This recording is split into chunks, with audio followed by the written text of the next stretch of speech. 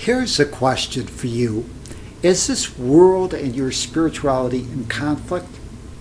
Hi, I'm Tom Wakechild, the author of A Course in Miracles for Dummies, life optimization coach, and mentor for A Course in Miracles. Since you found this website, I know that you are a spiritually minded person who is actively searching for harmony and connectiveness in your relationships with your families, friends, your world, and your God. You long to live in harmony, joy, love, and peace with your surroundings. Yet you often encounter problems or reoccurring events that seem to block that from happening. These problems disturb your inner peace. It is often many minutes, hours, days, or perhaps even years before you can let go of those past events and begin the process of restoring your inner peace and healing. Yet, being a seeker of harmony and inner tranquility, you know that this should not be the case.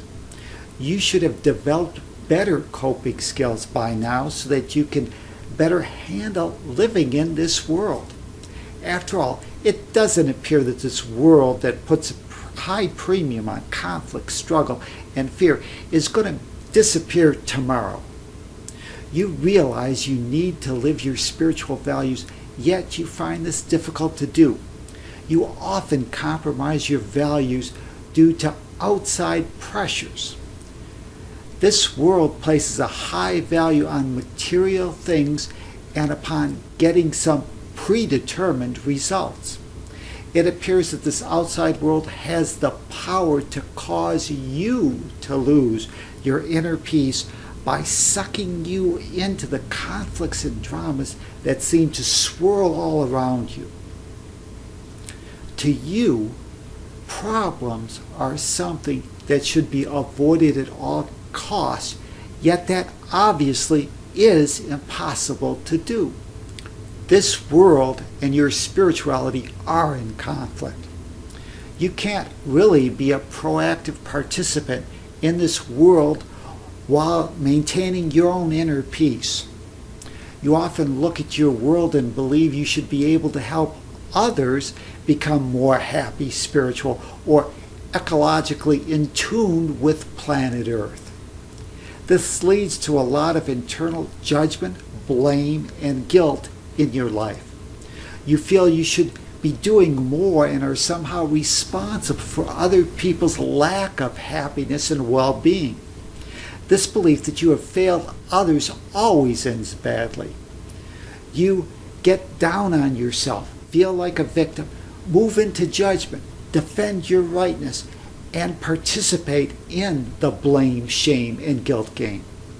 That's not a good place for you to be in, and you deserve better.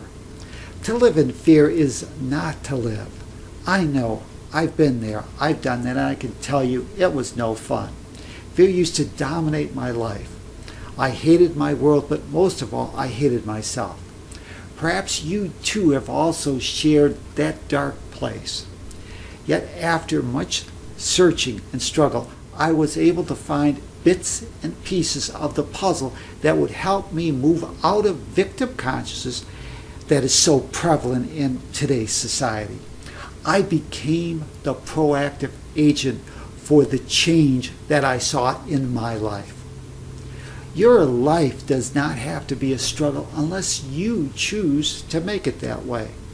You can learn how to cope with adversity in your life so that you can become and have the learning experiences that move you forward instead of hold you back.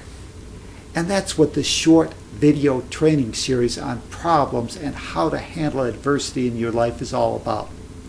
In this first video of this series, we will be discussing the nature of problems and the two fundamentally different approaches to the nature of those problems and how each generates a unique mindset that is critical in determining how well you will be able to handle adversity in your life.